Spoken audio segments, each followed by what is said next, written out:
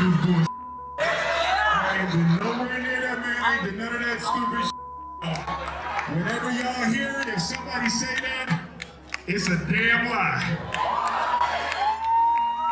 I don't even like baby oil.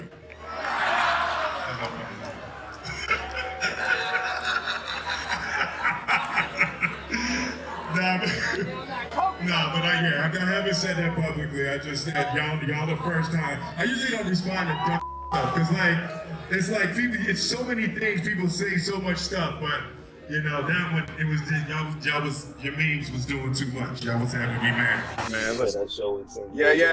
I did 2 shows in San Diego. How was that? It was flames, man. Just to like really, we did the full like unplug, strip down. You know how when I do a show, you know I got pyro and stuff flying around. So you had a pyro there? No, it was none of that. It was stripped down. It was stripped down. The situation between Diddy and Will Smith has spiraled into a full-blown drama, and it all started when Will decided to air some of Diddy's personal business during a live performance. This wasn't a playful moment or light teasing. It was a full-on public revelation of private matters, things that left Diddy feeling exposed and humiliated. For anyone who knows Diddy, it's no surprise that he wasn't going to let this slide. Diddy is known for being quick to confront any disrespect, and this time was no exception. Imagine having your private affairs broadcast to the world by someone you probably consider a close friend or colleague. It's a serious breach of trust, one that can easily destroy a relationship. So, what happened when Diddy finally confronted Will over this public airing of dirty laundry? To understand the tension, you need to look at the backstory. Will Smith had become caught up in rumors linking him to Diddy's controversial party scene. These weren't just whispers about casual social gatherings. No, they were painting a much more scandalous picture of inappropriate events. As the rumors gained momentum, they began to tarnish Will's reputation. The pressure mounted for him to address the allegations and distance himself from the negative image surrounding Diddy and his entourage. He had to make it clear that he wasn't involved in any of the scandalous rumors, but airing Diddy's personal matters on stage only intensified the drama, and the tension between the two stars reached a breaking point. Stay tuned as we break down how this confrontation unfolded. Amid all the drama surrounding Diddy's parties, Will Smith decided to take a rather unconventional and explosive approach to clear the air. He chose a comedy show, but this wasn't just a stand-up routine with a few jokes at Diddy's expense. No, this was a full-blown roast, a public execution of Diddy's character and reputation. Those who witnessed it described it as an absolute onslaught, a no-holds-barred takedown that left the audience stunned. Will reportedly targeted everything about Diddy: his personality, his business dealings, his lifestyle. Nothing was sacred.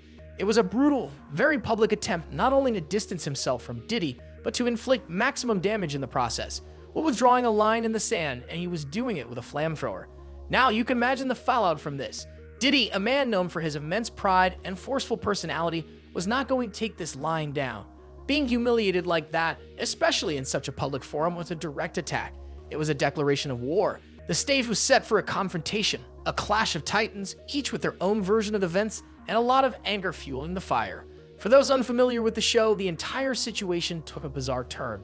Will Smith was doing one of his performances talking about Diddy, and it's clear he was walking a very fine line.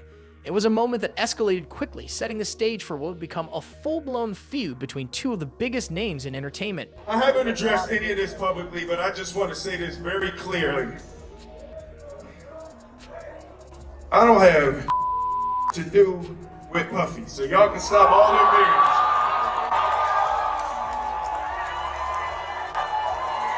Y'all can stop all that. I ain't been nowhere near no damn freak off. Listen, I do enough of my own. Don't be putting me in other people's. I ain't been nowhere near that, man. I ain't did none of that stupid. So, whenever y'all hear it, if somebody say that, it's a damn lie. I don't even like baby oil. Will Smith kicked things off by saying, "Some of this stuff is funny, but I haven't addressed any of this publicly," which immediately made everyone wonder what hasn't he addressed. He then launched into a rant, practically shouting, "I don't have to do with Puffy. Y'all can stop all that. Nowhere near no damn freak-offs." His tone was super defensive, almost as if he expected backlash. Will went on to explain that he had been hearing these rumors and simply wanted to set the record straight. He vehemently denied any connection to Diddy or his activities, almost protesting too much. As the audience began to laugh, Will casually added, "I don't even like baby oil." This seemingly offhand comment was actually a clever jab at Diddy. It harked back to the time when Diddy's house was raided by the feds, who found over 1,000 bottles of baby oil. The rumors surrounding the purpose of all that baby oil were wild and scandalous, and Will's remark was a thinly veiled reference to the bizarre incident. Will's comment about not liking baby oil wasn't just a random aside. It was a calculated dig at Diddy. The rumors surrounding Diddy's parties had painted a picture of inappropriate and scandalous activities, and Will's remark was a subtle way to distance himself from those allegations.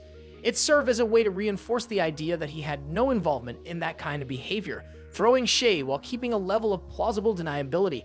Will continued by explaining that he usually doesn't respond to rumors because so much gets said, but something had been getting under his skin. He admitted, when it was your means that was doing too much, that was having me mad. While it's unclear who exactly your means refers to, it clearly suggests that Diddy or someone close to him was pushing Will's buttons. Whatever the issue was, it was clear that something had struck a nerve. Will's emphatic denials are falling on deaf ears as many people simply don't buy his story. It's not hard to see why. Will and Diddy have a long, well-documented history together. They aren't just casual acquaintances. Over the years, they've been seen together in various settings, both public and private. These past interactions clash sharply with Will's current narrative. Take, for example, the Instagram Live they did together during the COVID-19 pandemic. It was widely viewed, and the vibe between them was undeniably friendly, even affectionate. They joked, reminisced, and acted like two old friends catching up. In a moment of apparent sincerity, Diddy even called Will his hero. That's not a casual comment. It reveals deep respect and admiration, painting a picture of a close bond and a genuine connection that contradicts Will's current. People got heroes. Yo, son. Oh, I'm talking about You talking about you? souls. But then you got that hero, that one hero. That's my brother Will Smith right here. Let's give a round of applause. Happy Easter. Family, what's the deal? What's happening, baby? What's up, baby? I see we on this quarantine pup talking to quarantine Will, and it's all it is ultra bright, radiant, glowing wisdom. I love that. Yeah, we got our quarantine beards going on. When Will Smith comes out with such an aggressive denial of any significant relationship with Diddy, it feels disingenuous. It seems like a carefully constructed performance designed to protect his own image. His reaction comes across as damage control, a desperate attempt to rewrite the narrative and distance himself from the increasingly negative press surrounding Diddy and his alleged activities. This performance, with its strange anecdotes, exaggerated reactions, and over-the-top denials, only serves to amplify skepticism. It raises more questions than it answers, leaving the audience wondering what's really going on behind the scenes. What caused such a dramatic shift in their public dynamic? Why is Will so adamant about severing ties with someone he once considered a hero? The whole thing just feels off, and the public isn't buying it. The whole situation between Will Smith and Diddy is incredibly strange, leaving everyone wondering what really happened between the two. Why was Will so defensive? Is there something he's hiding? His response comes across as confusing and contradictory, raising more questions than it answers. It's clear there's something deeper going on, and whatever Will's message was, it only adds to the intrigue of the ongoing Diddy-Will Smith saga. Even people online aren't buying it. One person wrote, "Get out of here, Will is part of the society. He's just trying to save himself." Whoever believes this is not smart at all. They're all involved. Another added, "Sit down, Will. You've been using baby oil since 1993 in 6 degrees of separation." After that, more details began to surface. One person online started rambling about a visit to Diddy's house, and things got really interesting.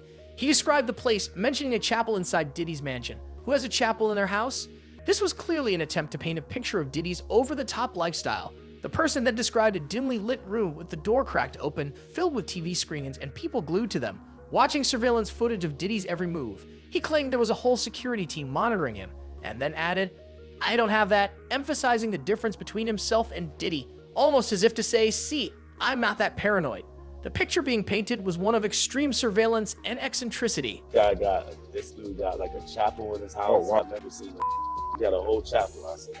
And then we just walking by through all these rooms, and this one room, it was like the light was like, it was dark in there. We just was walking by, but you could, the door was open just a little bit, and you seen all these cameras, and you seen like, it was like a bunch of TV screens, and we walked by, I was like, "What's in that room right there?" And he was like, "Oh," and he opened it, and it was like 10 people sitting at computers just watching. It was like security, like just watching his house, just watching the whole shit.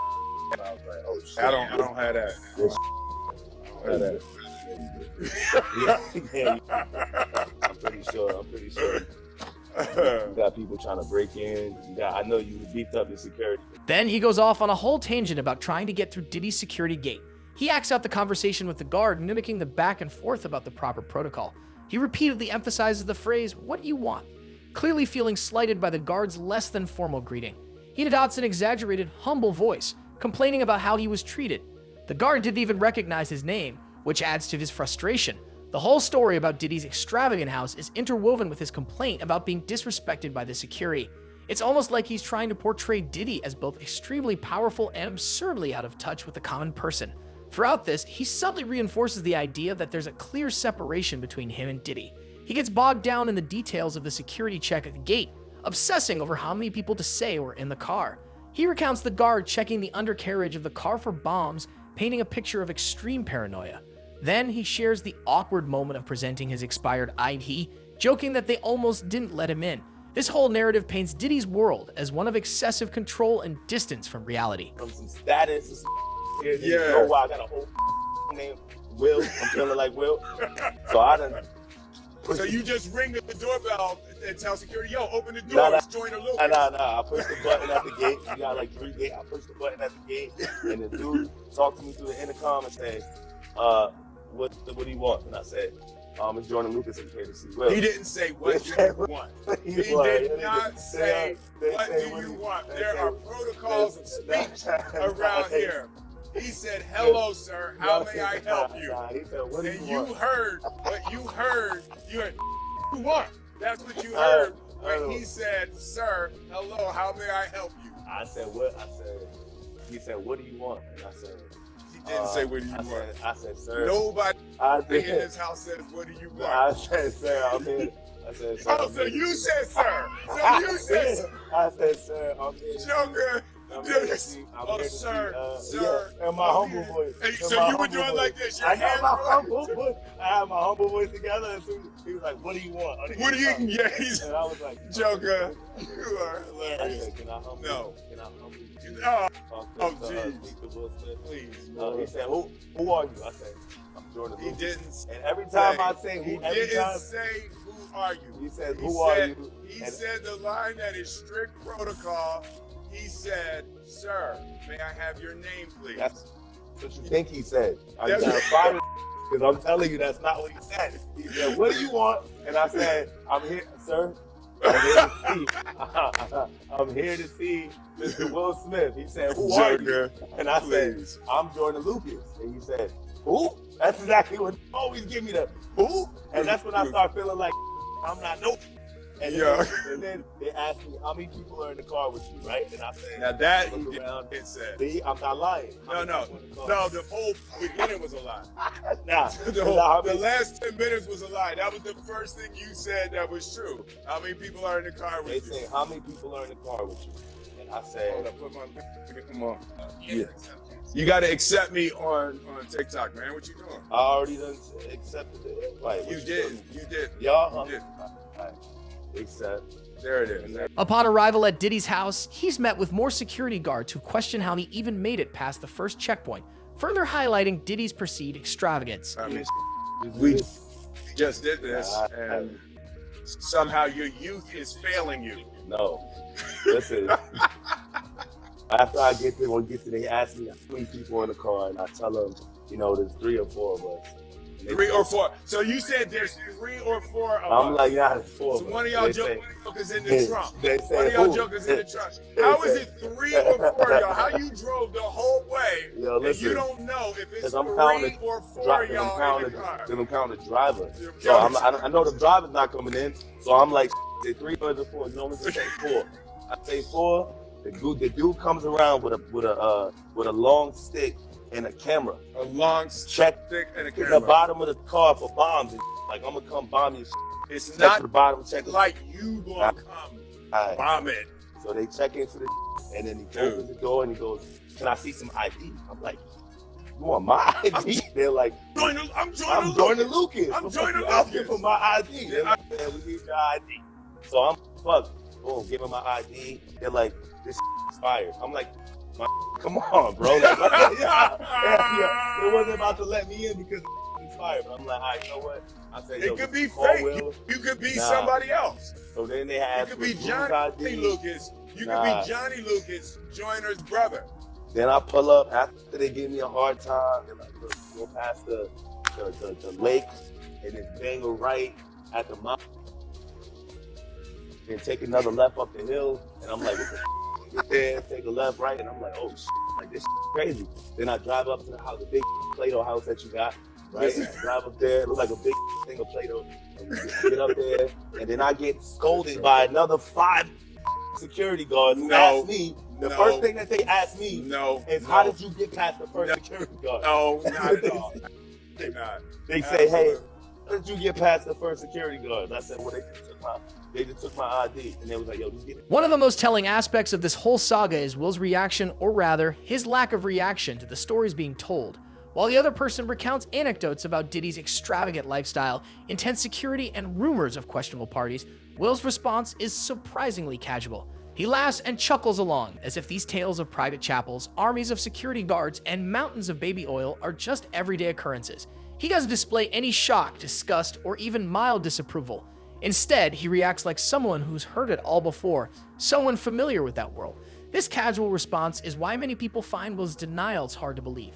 His nonchalant attitude betrays him, suggesting that he was once a part of that scene, perhaps even a regular attendee at these parties, participating in the very activities he's now so desperately trying to distance himself from. Will's laughter, his casual demeanor all point to the fact that he's not an outsider looking in. Instead, he seems like an insider trying to rewrite history. Will's dismissal of the stories speaks volumes, undermining his carefully crafted narrative of separation. It reinforces the suspicion that he's trying to erase his own past, pretending he was never part of Diddy's inner circle. His performance, filled with forced denials and unconvincing displays of outrage, only deepens the public's skepticism. It makes his attempts to distance himself from Diddy seem even more contrived, almost desperate. It's as if he's protesting too much, and his overly casual reaction to the stories only adds fuel to the fire. It raises questions about what he's really trying to hide and strengthens the belief that there's much more to the story than he's letting on. People online are very open about not believing the word he says. One comment summed it up: both him and his wife were all in that nastiness, referring to the Diddy Will Smith drama. This particular comment resonated with many, as it reflects a growing sentiment that Will and his wife were much more involved in that world than they now care to admit. It's a succinct statement, but it cuts right to the heart of the matter. Let's be honest, Will and Jada Pinkett Smith are no strangers to controversy. Their personal lives have been under public scrutiny for years, making it hard to accept Will's attempts to distance himself from Diddy's alleged behavior. The most glaring example, of course, is Jada's very public entanglement with August Alsina. That whole saga, with its excruciating details and public airing of dirty laundry, became a media circus. It exposed a complicated and messy relationship dynamic, one that involved infidelity, emotional vulnerability, and a whole lot of public speculation. It painted a picture of a marriage in crisis, with a couple grappling with very real, very human struggles. So when Will now tries to present himself as somehow above the fray, as removed from the kind of behavior associated with Diddy's world, it feels disingenuous, especially given his own history. Will's performance comes across as disingenuous. The public has already had a glimpse behind a carefully curated image of the Smith family, and that glimpse revealed a couple dealing with their own share of controversy. It makes it hard to buy into his outrage and denials, especially when his personal life has been so publicly entangled in similar issues. The comment about both Will and Jada being involved in the nastiness only highlights the perceived hypocrisy in his actions, reinforcing the public's suspicion that he's not being entirely truthful. It suggests that he's trying to project an image of moral superiority while conveniently ignoring his own past. Now, let's address the elephant in the room: Will and Jada's open marriage. This has been a topic of speculation for years, with rumors swirling about them being swingers or exploring unconventional arrangements to keep things interesting. They've never fully confirmed these rumors, but they haven't exactly denied them either. Their vague responses to questions about their relationship only add fuel to the fire. When you factor in their history of publicly discussing marital struggles, including Jada's entanglement with August Alsina, it paints a picture of a couple who is at the very least open to non-traditional relationship dynamics. So, when Will comes out so strongly, denying any connection to Diddy's party scene, it raises serious questions. If Will and Jada are open-minded enough to explore their own unique marriage, is it really so far-fetched to think they might have, at some point, crossed paths with Diddy and his crowd? The rumors surrounding Diddy's parties paint a picture of a very open, experimental lifestyle, which doesn't seem all that distant from the Smiths' own public persona.